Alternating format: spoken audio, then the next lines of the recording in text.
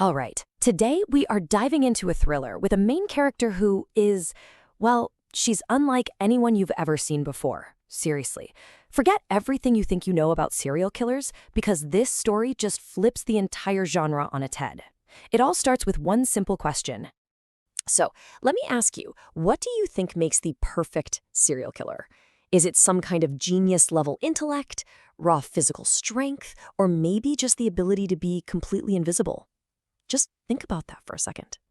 Because I can pretty much guarantee the answer is hiding in plain sight.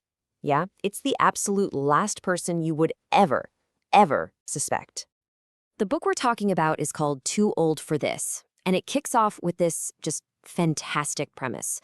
A serial killer who's been retired for decades is living a perfectly quiet, normal life. But her past is about to come knocking, and it threatens to unravel everything.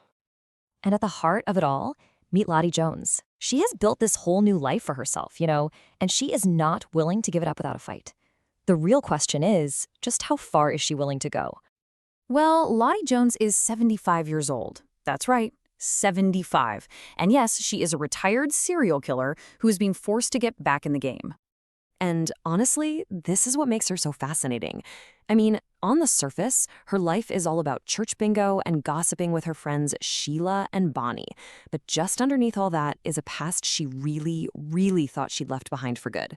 Now, this journalist is poking around, and Lottie has to figure out what's more important, her quiet little life or making sure her secrets stay buried. So, the person who kicks off all this chaos is Plum Dixon. She's a young, super ambitious journalist who's working on a docuseries. She starts digging into Lottie's past and finds a connection to a whole bunch of unsolved crimes from decades ago. And for Lottie, well, that's a problem that can only have one solution. And this brings us to a really fascinating idea that the story gets into. What if old age is actually the perfect cover for a killer? The author even argued in an essay that an elderly woman might just be the perfect murderer. Okay, let's break that down. On one hand, Lonnie has these incredible advantages. She's basically invisible, right? Society stereotypes older women as harmless and a little frail, which she totally uses to her advantage.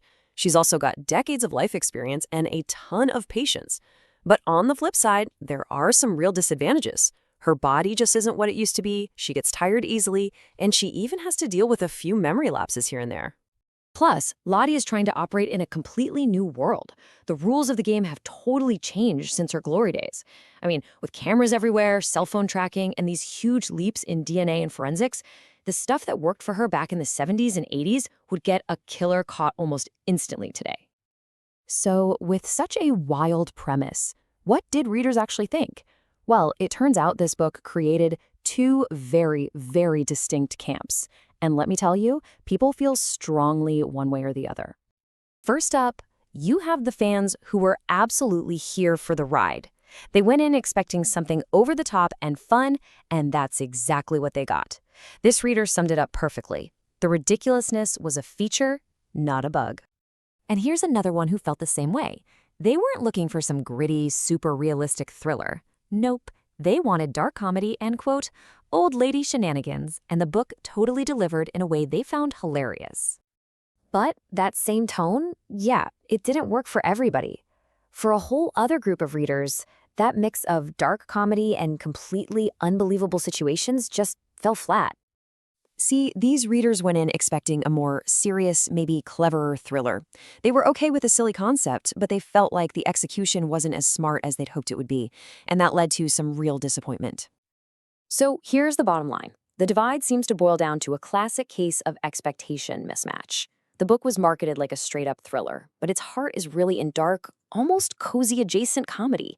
It's like you were expecting one thing and got something completely different. And you know what? That's what makes this book stand out. It's not trying to be some bleak, depressing story about a killer. It deliberately blurs the lines, mixing genuine suspense with this really sharp, sarcastic humor to create something totally new and different for the genre. So, what's the big takeaway from all this? This is a story that masterfully, brilliantly weaponizes ageism. It takes all the ways our society overlooks, dismisses, and underestimates older people, and it turns those exact things into a killer's greatest asset. In Lottie's world, being invisible, that's a superpower. It leaves you with one last thing to think about. Is the most dangerous person in the room the one everyone's watching, or the one that nobody even notices? If you want to find out for yourself, click the link in the description to listen to the audiobook for free.